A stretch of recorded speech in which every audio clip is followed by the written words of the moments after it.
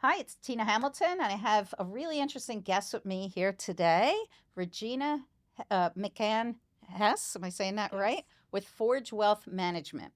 And she has a very interesting business. And Regina, we just met today.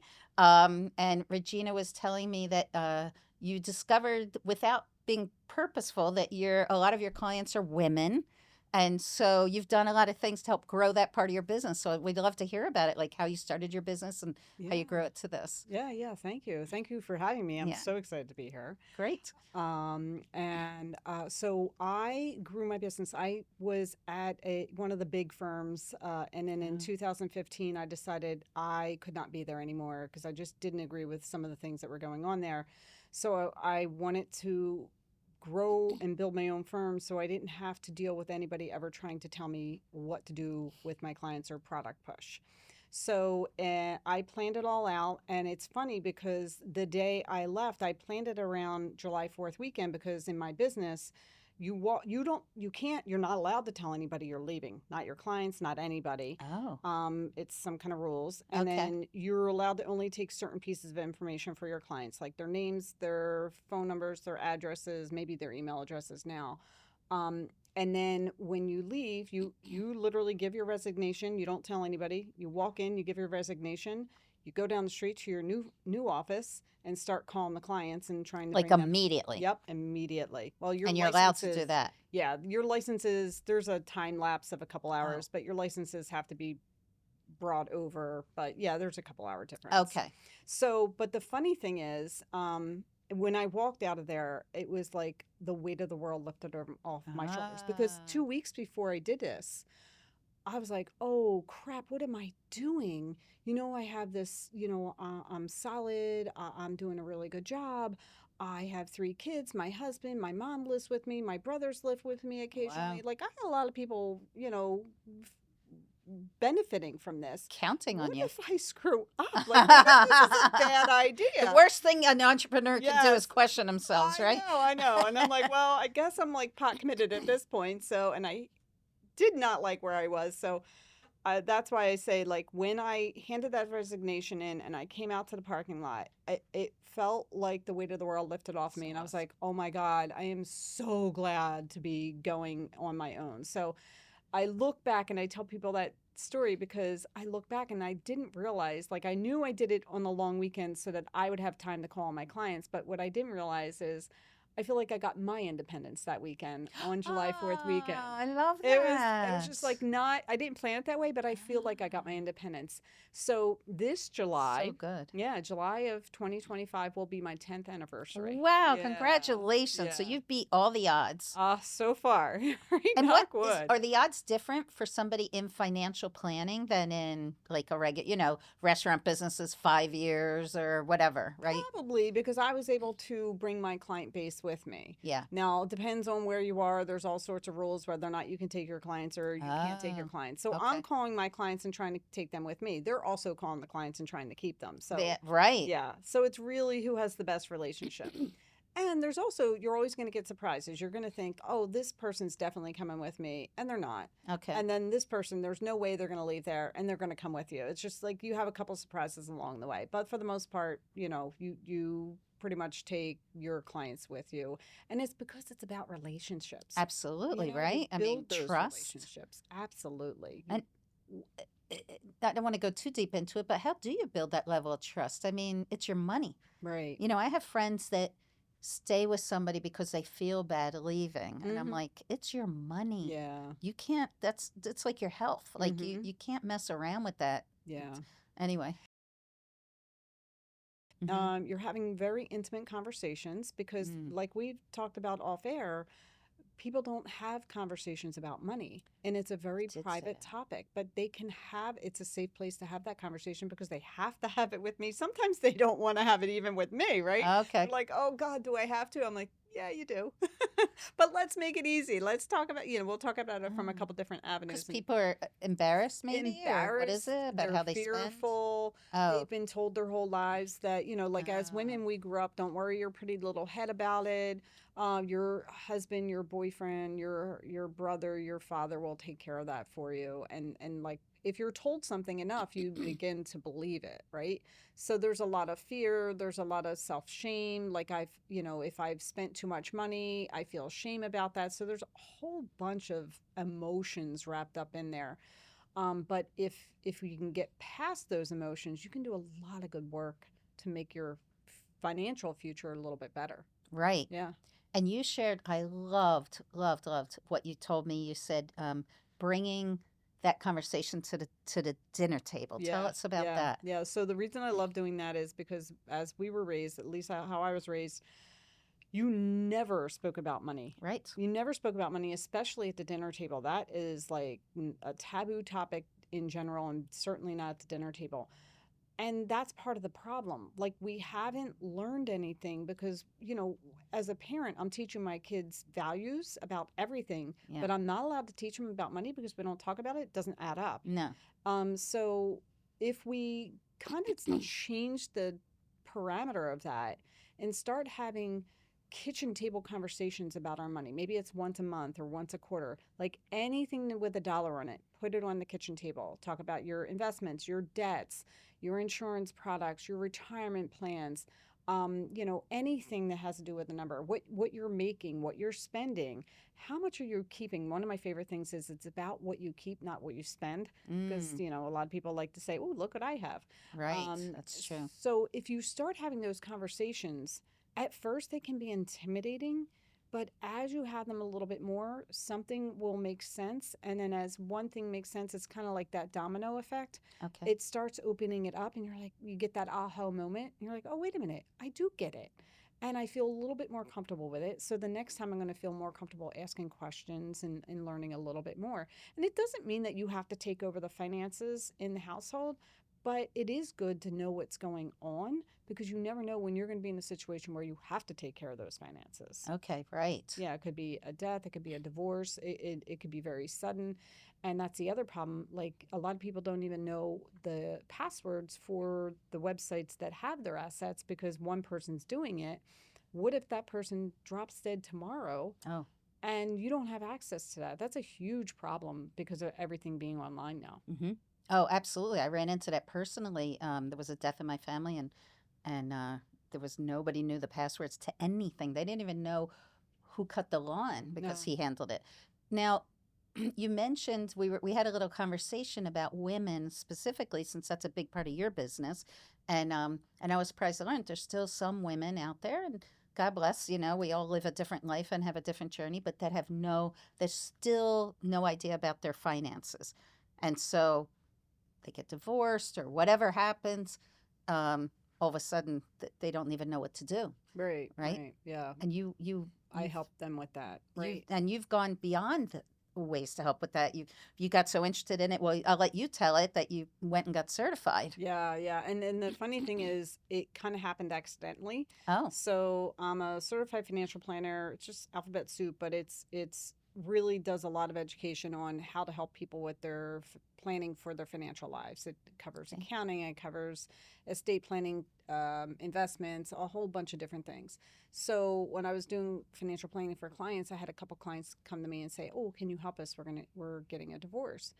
And then I tried to use those principles for the divorce planning, and I'm like, "Ooh, doesn't work.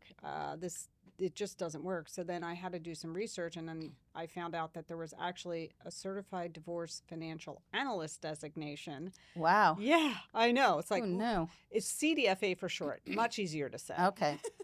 Oh, we And love what our it's acronyms. certified Divorce divorce financial analyst. analyst. Yeah. So Okay. in the divorce, obviously there's a lot of legal stuff. That's Sure. the attorneys handle all that.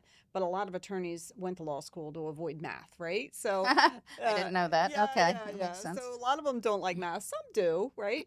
And so we help some of those attorneys or mediators. Like, I have worked in a lot of different roles, mostly as an advocate for my women who haven't been part of the financial conversation for many years. But when you're going through a divorce, all the assets hit the table, right? Right. Everything that you've accumulated over that entire marriage, if it has a dollar figure, it's on the table. Then you have this big pile. Hopefully, it's big, right? And then you have Yeah. to separate it into two separate piles. But what people don't understand is all assets aren't created equal. Like, you may have like, oh, okay, this is worth 500,000 and this is worth 500,000. All right, so this one, you get this one and you get the other one. Oh. But there's tax ramifications for some of these Oh, right. assets. There's illiquidity or liquidity issues with them. So it's a big difference. Even though they're the same dollar value, they're not. They're not the same Right. type A of building assets. versus a Hmm. Birkin bag. Right, right, right. Right. I Yeah, mean, yeah. yeah. So Pension. a pension, or the biggest one, the biggest assets that people have in a divorce usually are the marital home and the Oh, retirement money, the oh, retirement right. plans, right? Okay. Right. Right. So there's a lot of back and forth on that, and I do a lot of work there, helping people figure out what's going to be right for their pile of money and what's going to help them on the other side of the divorce. Okay. And the reason I'm a advocate is because my mom was divorced. I was young. Okay. She had 5 kids. Wow. Uh-huh. Oof. She had no legal advice, nobody guiding her. Now, Right. granted, we were poor, so there wasn't a lot, right? Okay. But she didn't have anybody guiding her. And the aftermath of that was kind of not a good situation. Financial disaster. She didn't get alimony. She didn't get child support. Mm. A lot of reasons. The family court back then was a little different. And my dad had a business where he hid a lot of the cash. So my Wow. mission is to make sure that other people don't have that experience. So it gave you the drive. It gave me the Good drive. for you. Yeah, yeah. But I And never knew I was going to do it. I kind of like it just happened because people came to me and asked me for help, and it just yeah. like right down 10 years later, 15 years later, I'm like, oh, But here your I am. advice isn't just I mean, your advice and your guidance obviously was appreciated, but to the point where you were sharing with me that you're on a number of different talk shows and TV shows. That's pretty impressive. There's a lot of financial planners out there. They don't all make it onto these shows. And what were they again? I'm sorry, I don't have the So list. I've been on Schwab TV, Mm. Yahoo Finance, Wow. Fox 29. I'm on CBS 3 with Jim Donovan It's periodically. impressive. Yeah, yeah. And Yeah. I love it. It's so much fun Yeah. getting up there and talking about, just educating people on the different topics that they allow me to talk about. So it's a Okay. lot of fun. I bring the energy. They have the energy already there. So I'm very excited about it. So we only, our time's limited, but and we're here to talk about entrepreneurship, but I can't help but mention, what's happening in the stock market right now.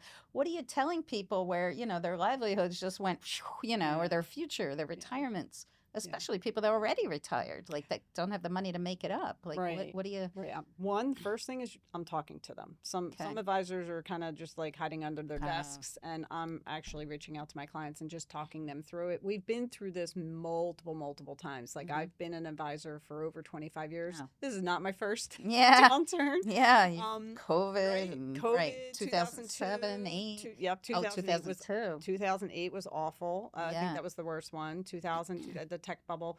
Yeah, and that's the great thing about that is that when you're having these conversations about what's going on right now, you can refer back to them, Okay. especially 2008, because 2000, it was funny, it was after 2002 bear market, I was like, oof, if I can get through that, I can get through anything.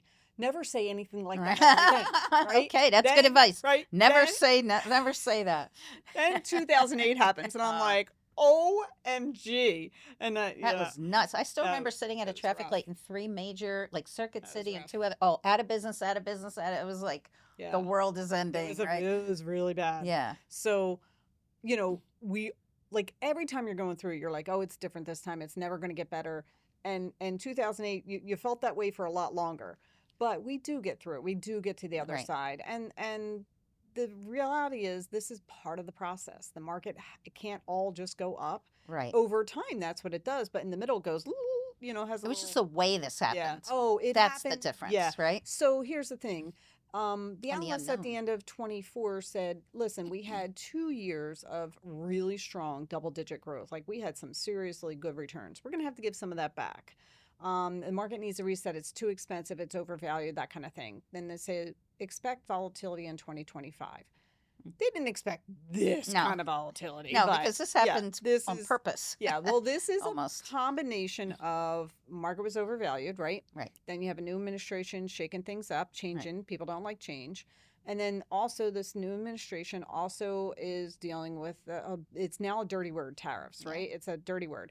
But every time tariffs are brought up, it is instilling fear and uncertainty into the market. Yes. And that is what's driving the incredible market volatility, because it is way more volatility than we were anticipating. But every time they talk about it in the press, it instills more fear and uncertainty. So that's why we're getting this. So long story, but when we get to the resolution of the tariffs, that'll all settle in. But a lot of businesses can't decide what to do right now because they don't know That's the what that problem, right? resolution is going to be, right?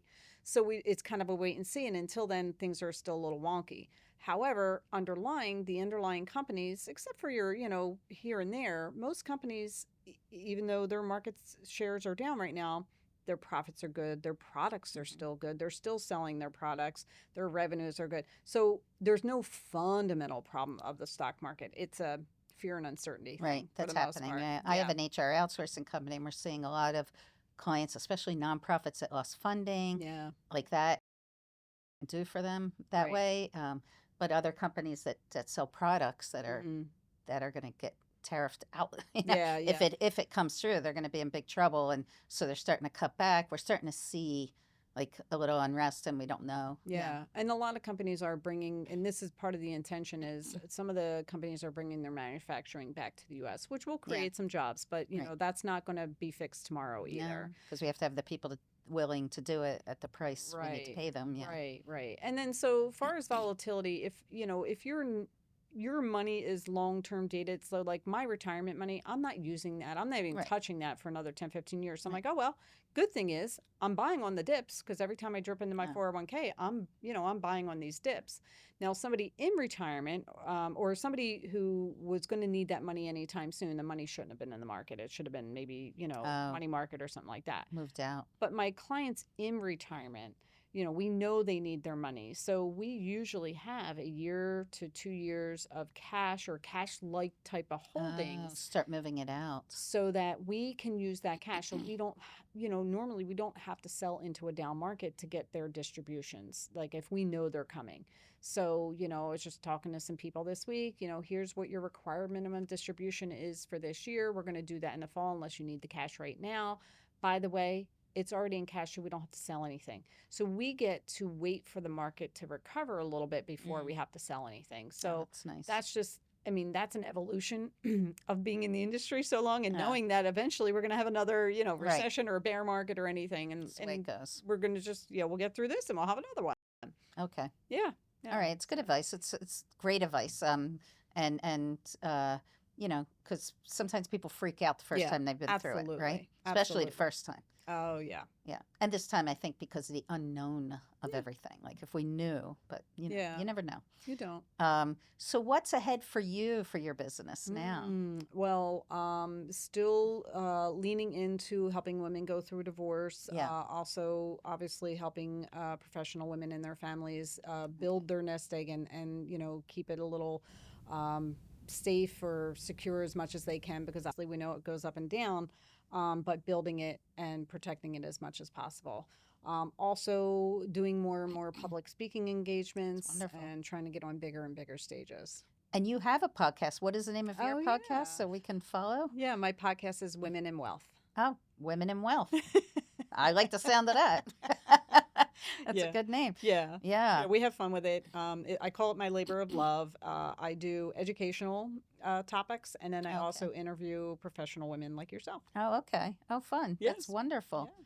That's great. I can see you're an excellent speaker. I can see why people are bringing you on, and you're having all these opportunities. I love it. It's so much fun. Yeah, yeah. And we need it. We need people, especially speaking the women, because I think women, still, believe it or not, right, to this day, are just not as up on the funds as, or their funds and understanding their money and what they could be doing. And there's so much you can do. That's the exciting part, right? If they meet Right. somebody like you can help Yeah. them build wealth, Right. right? Like, Right. and understand money. If I wish, when I go back and I think, you know, um, if only I invested that $20 a month or whatever they tell you to do when Right. you're 20 years Yeah. old or whatever. But that's your going out money, right? Yeah, yeah, Like if I yeah. give up that, I can't go out and buy those two margaritas or whatever. That's what's important. Those margaritas are Um, good though.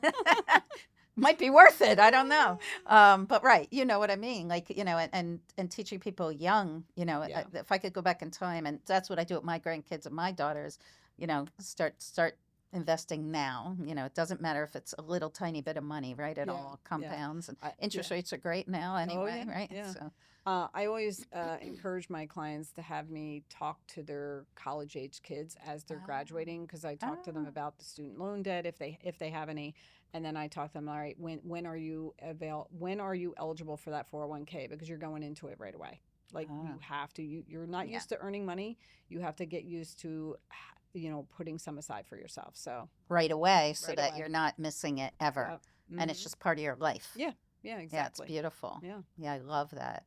That's great. Well, it sounds like you've built such an impressive business, and you're out there speaking to it. So that's wonderful because I think everybody welcomes this kind of information. Thank you.